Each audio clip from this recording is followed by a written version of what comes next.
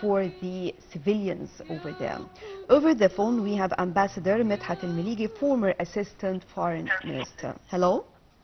Good morning.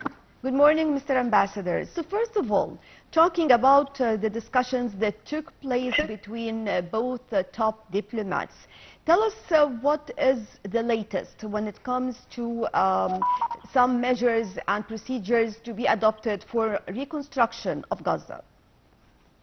Well, first of all, we have to mention that the Gaza Strip is facing currently unprecedented humanitarian crisis.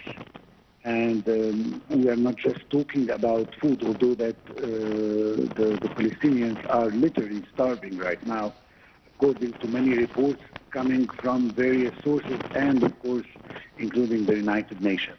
But actually for all aspects of decent life. So the idea is not just about the humanitarian aid, but it is even more to make life possible for any human being in the Gaza Strip in what we might call the day after.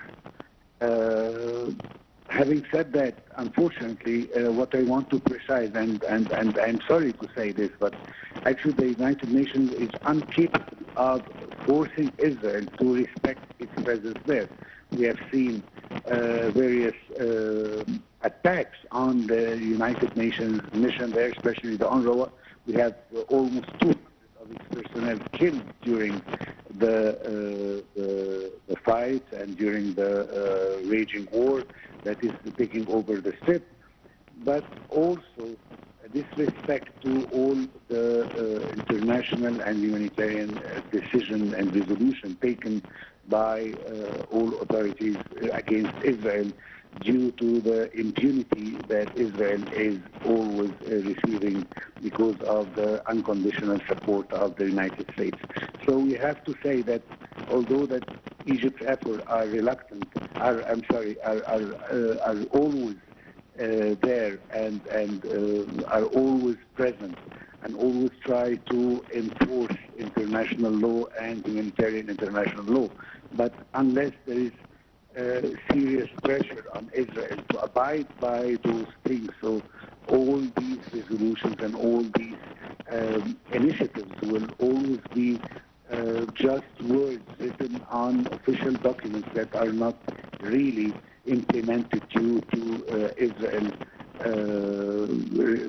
reaction towards them as a result of the support of the United States and the Western allies.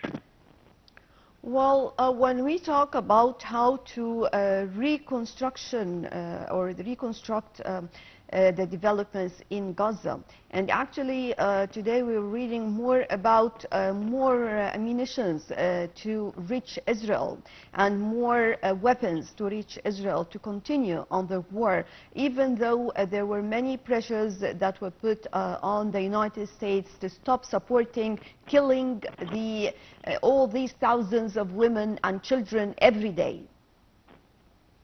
Well, actually, the situation is putting us in a very serious dilemma, which is we are trying to craft how to help the Palestinian people, while we have a serious obstacle in front of all of us, which is the Israeli position towards anything that would alleviate the pressure on the Palestinian and give them any kind of decent life. Unfortunately, Israel, regardless of any United Nations resolution, Security Council, like the last one that is asking Israel to stop all its aggression on the Strip and especially on Rafah. And actually Israel is continuing its attacks, which is contributing largely to worsen the situation for the Palestinian people. I mean, we are seeing almost 80% destruction of everything in Gaza, everything civilian, whether we are talking about homes or universities, schools, hospitals, everything. The idea is to prepare ourselves to the next step on how we can help the Palestinians once this war is over. But we are not seeing any indication of the end of this war.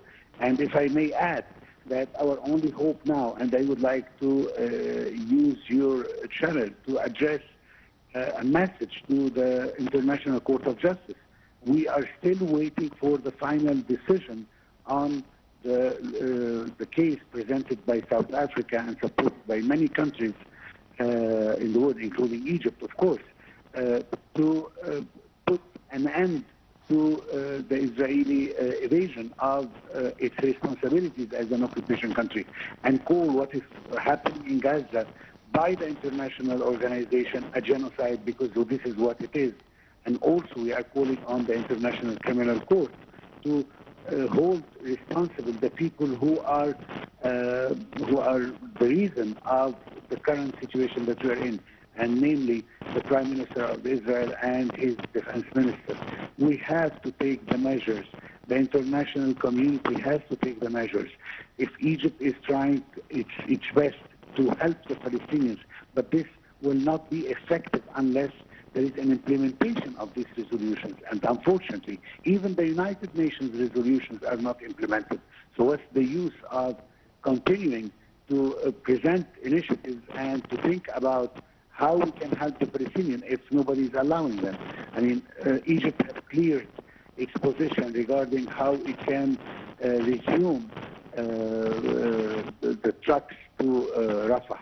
And Israel is violating the agreement that is actually arranging the working of the Rafah crossing point, that they are not supposed to be there, but actually they have occupied also this point, and Egypt cannot enter and cannot organize this with the Israelis, since they are not supposed to be on the other side of the Rafah crossing. And all this, along with other hurdles and other obstacles that Israel is putting in the face of the humanitarian aid, this is also what is not enabling us or others to continue to help the Palestinian people with any humanitarian aid. The idea is now to help the Palestinians with food, with shelter, with water, clean water, and medical things before even we think about reconstruction of Gaza. Those people are starving, and we have to help them before they die, and then there is no need to reconstruct anything for that people, except for cemeteries. And I hope that we will not reach that point. But Israel is insisting on continuing, and not just in Gaza. Actually, they are thinking of waging the war in Lebanon as well, to escalate the war and to keep the government of Israel, the extreme right government in Israel, in power and in position to continue its massacres on the rest of the region. Well, of course, it is clear that if there were no real pressure to be on Israel to stop Israel from this genocide war, definitely this will extend to other areas, just as you mentioned. And there were talks about Lebanon and how they mentioned that if they are going to enter into a war, they can change Lebanon into, or taking back Lebanon to the Stone Age, which is a very dangerous actually declaration by Israel.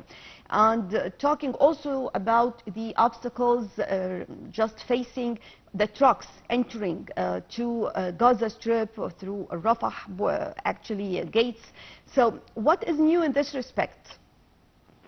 What is new in this respect that the United States, although it says that it would prefer a diplomatic and a peaceful solution between Israel and Lebanon, said it clearly that we are not going to stop helping Israel into, between inverted commas, defending itself. And actually Israel is planning a large-scale military action in Lebanon. We hope that they will not reach that point, because this will put the whole region in higher risk, not just as we are talking about the Palestinians and the Lebanese and the Israelis, but even the rest of the region. The rest of the whole Middle East is going to be affected by this. We have seen how, for instance, Egypt is suffering a lot in the revenues of the Suez Canal due to the Houthis' attack on ships in the Red Sea, which is also affecting us in the first place. And all the other kind of hostilities against Israel, since Israel is waging its war on the whole region. And we have to put the situation to an end. once more, we have to name the United States as the only power capable of forcing Israel to stop. But unfortunately, as we are getting ready in few hours for the first debate between the two main candidates in the American elections, namely the President Biden and the ex-President Trump, and I am sure that what is going to be said regarding this crisis is who is going to offer more support to Israel to secure the votes of the Jewish community in Israel, in the United States, for the candidate who will offer more. So unfortunately, even the international scene is not helping much, since, as we said from the beginning, that the only power in the world capable of deterring Israel and forcing Israel to abide by the international law and by the resolution of the United Nations is the United States. And the United States is taking by its own internal policies and its own elections that will prevent it from taking any serious measures against Israel to force it to respect all these resolutions.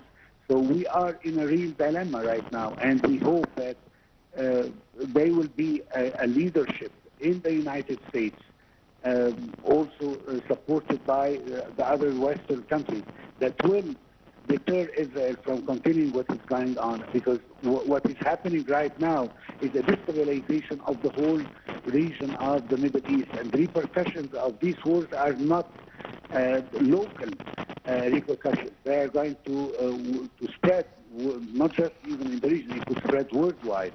So we have to understand that for the security of the world, we have to stop Israel from continuing what it's doing right now. And we hope that we will have ears that will listen to what we are saying so that we can reach a certain agreement very soon, I hope.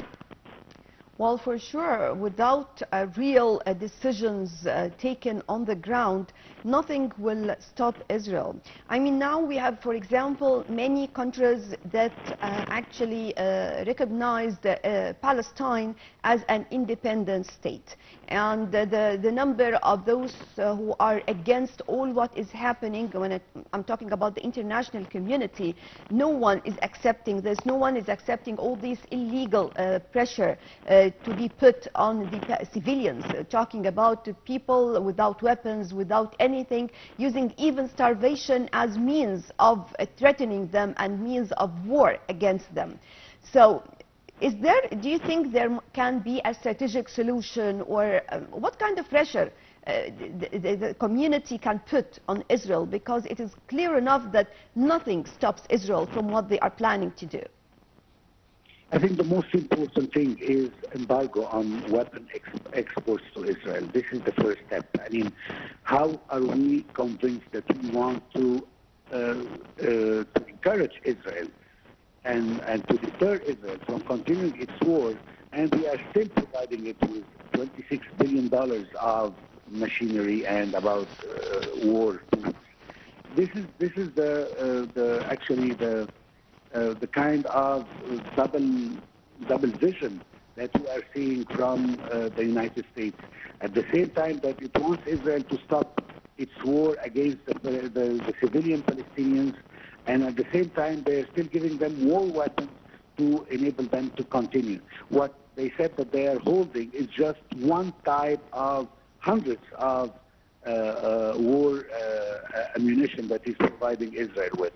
And even though Israel is making a big fuss out of it and asking that it has to be released, what they call the stupid bombs, which can indiscriminately kill civilians. And this is the only weapon that the United States have stopped from giving to Israel. But this is what I'm talking about, is that at the same time that we are talking about what can we do, and we find that what we call the free world is giving more and more weapons to Israel to continue its destruction, while asking it at the same time not to continue. And this is what is actually has been going on in the scene for so many months now. I mean, to say one thing on the other hand, while giving the necessary tool to do the opposite to Israel on the other hand. And I think that this is the first thing which we're talking about, the embargo or any arm exports to Israel. And the second thing can be economic sanctions, can be the threat to minimize diplomatic relations with Israel. There are so many tools that are in the hands of the West if they choose to use it, that they can really deter Israel from continuing. Israel is continuing because it knows that it has the support of these countries. And let's face it, there is not one country who is traditionally supporting Israel with weapons and other diplomatic and political cover that has stopped doing that. I mean, even if the movement in the street and the public opinion is changing towards the Palestinian rights and against the genocide that Israel is perpetrating on the Palestinians, but the administrations are still going on in the same direction, which is the unconditional support of Israel, maybe in a more shy way, in a more reserved way, but it's still there. What they will really start to impose any kind of economic or political sanctions or restrictions, at this point only Israel will understand that the administrations are against it and the governments are against it. And at this point they will maybe start to think about to stop what they are doing. But as long as this support is there, Israel will never think of doing anything else except what it's doing right now, which is defying the United Nations, all its resolutions, and continuing the wage war on Palestinian and on other areas. I mean, we haven't seen one word said about that this is a red line to cross the Lebanese border, for instance, from any power whatsoever, whether we are talking about Europeans or the Americans, which means in another way for the Israelis that it's okay to invade Lebanon, but please try to avoid a lot of casualties, try to not to harm the civilian populations. And they are giving it the tool to use by saying that Israel has the right to defend itself against Hezbollah, although Israel was the one that started this by killing more and more Lebanese and invading more and more territories that is not its. So at the end of the day, we have a very serious and delicate situation, since we are not, as you mentioned it yourself, since we do not have serious resolutions taken by these countries to stop Israel from doing what it's doing. Israel will continue doing what it's doing, unfortunately. All right, Ambassador Medhat Miligy, a former Assistant Foreign Minister, thank you very much for joining us. Moving on to a quick break, then we'll be back with more on The Breakfast Show.